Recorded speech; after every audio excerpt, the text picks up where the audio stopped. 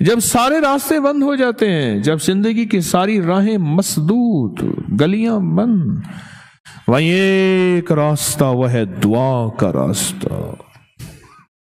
ہمارے ایک جاننے والے ہیں، وہ کہتے ہیں میں نے تسبیح خانے کا نام رکھا ہے آخری کوشش۔ کیا؟ بس جہاں بندہ بے بس ہو جاتا ہے، اور آخری کوشش وہ ہے، اس کا نام ہے تسبیح خانہ۔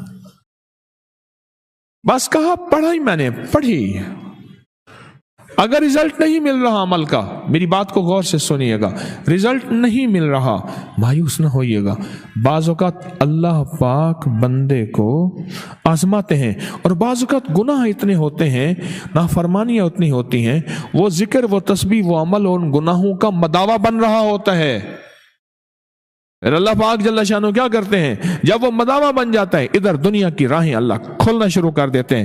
لہٰذا کبھی بھی کوئی عمل کر کے مایوس نہ ہونا، چھوڑنا نہیں ہے، اور اگر نہیں ملا تو اس میں اپنا قصور شامل کرنا اور کہنا میری کمی ہے مانگنے میں، اللہ کے دینے میں کمی نہیں ہے، نہیں ہے، انشاءاللہ نہیں۔